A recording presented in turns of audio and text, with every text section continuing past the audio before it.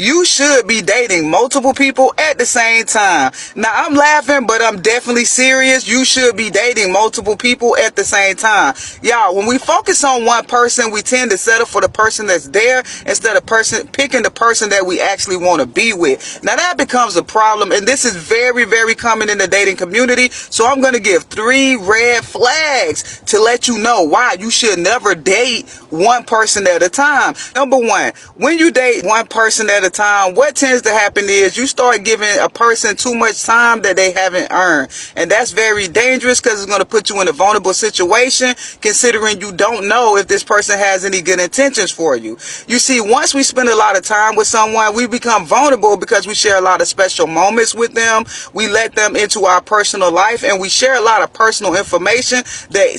Here's some crazy research for you. So a third of men, 33%, a little over a third of men between the ages of 18 and 29 are not only single, but they're not actively looking for a partner. The same study said that by the year 2030, that 45% of women between the ages of 20 and 45 will be single. So I've got a question for the men, because I see it all the time in my comments. Most of my comments are filled with guys saying we're done. We're not looking. We like our peace. I need some more talk from you guys. Tell me why you're done. Tell me why you don't want to have a partner in life. Tell me why it's more worth it to be single than to have a partner. Even if you weren't to remarry, just to have a partner. I mean, I've talked to a lot of men. I've got my answers, but I want to hear it in the comments. So please, drop it in the comments. Starts to form a connection. Now, the problem with that is if this person really don't have any good intentions for you, once you see the red flag, you're not going to easily walk away because you're going to feel invested. You're going to start thinking about all the personal moments that you shared, all the special time that you shared, and you're really going to stay when you really should be running away. And this is why you need to date multiple people at the same time. Number 2 is data. Y'all, when you think about dating, you really need to start thinking about data. And just to be honest, you really don't have data if you don't have anything to compare it to. To break it down for you pretty simply is there's somebody good for you and there's also somebody great for you. Now, what tend to happen is if you're only dating one person at a time, once you see red flags and once these red flags do occur, you're going to be more willing to stay because you're going to start thinking about, oh, me and this person is good together. We work good together. We communicate good together. Just everything is good, when in all actuality that red flag was supposed to turn you away, and it would have led you to the person that is great for you and doesn't have that red flag. But because we're focusing all our times and efforts on one person, you're more likely to stay, and this is why you need to be dating multiple people at the same time. Number 3 is simply avoiding the red flags. Y'all, before all y'all get on here talking about I'm healed, I would rather be alone, I would rather be by myself. Y'all, you really don't know yourself until you start mingling with other people. Yes, you can be healed when you're isolating yourself, but you really and truly don't know how healed you are until you start interacting with other people. So it's important for you to weigh out your options and just see how you get along and see how you click and see how you link with other people, because trust me, you're not going to know yourself until you get in that situation. So just having your options open makes it very easier for you to walk away when you see those red flags, because after all, that's what red flags are for, or to give us warning signs that, hey, we need to walk away, like this is straight up not working. Ladies, a lot of you are still single because you've become the full package. You've become smart, successful, beautiful, independent women, all the things society has pressured you to be. And ironically, that may have actually become a disadvantage or even a liability for you in dating. And this is for a few reasons. The first is because we as women are hypergamous, which means we like to date men who are on our level or above. And so the more you elevate, the smaller your dating pool becomes. There aren't as many guys you're impressed by. The second reason is you might be operating in your masculine energy because you've had to get to where you're at in life. But the men you are trying to attract prefer women who are in their feminine energy. And the last reason, as a matchmaker, I could tell you this, is a lot of guys claim they want an equal, but really what they want is an asset and a woman who makes them feel masculine. And what makes men feel masculine? providing. So if you come along and you're all these things, he might think there's nothing I can provide her with that she can't provide herself with. So he's not going to pursue you. And that might make you feel like you're going to have to settle for less or stay single forever. And I don't think you have to do either of those things. You do have solutions. The first is put yourself in environments where you're exposed to higher caliber men. A lot of you aren't doing that. The second is learn to master your feminine energy. And if you don't know where to start, I have a free video linked in my bio. Check it out. Also, maybe think about areas you were willing to compromise on. Is there wiggle room with height? Is there wiggle room with kids? Is there wiggle room with being bald or not? And the last is maybe think about hiring a matchmaker like me or someone who can really set you up with these guys. Follow me for more dating advice and good luck. Where to begin?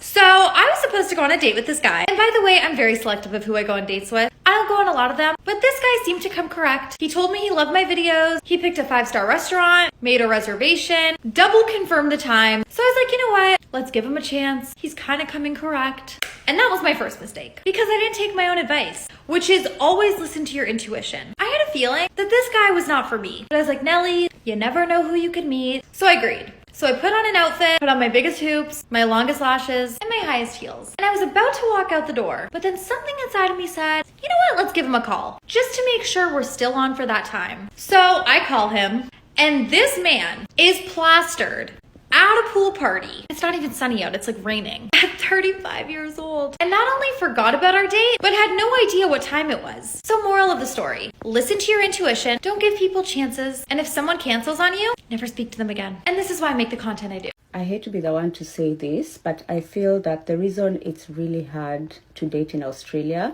it's because women as a collective over here do not hold the men to a higher standard. I mean, when we have things like accepting to go 50-50 on a date with a man who's supposed to be pursuing you, or like moving in together with someone after 1 month and you haven't really established where the relationship is going, or you as a woman, you are established, you're living a life where you've financially secured yourself and you're letting someone who hasn't really stabilized themselves come and live in your space and you're not really expecting anything much from them. When men start to see such things, then they expect that from women. And when you, as a woman, you're like, you know what? I need better. The men are like, why should I give you better? I mean, other people out there are just letting you do whatever. So what's special about you? Don't sleep with him. If you meet this guy and he's amazing and he's taking you on 2-3 dates and he's trying to sleep with you and you fall for it, he will either dump you because his sole purpose was to get you into bed, or he will be scared of you because he will wonder if you're that easy with every man. You see, men fall into things. They don't plan a relationship. And even if he tells you that he's looking for a serious partner, what he's actually telling you is, I'm looking to have a good time.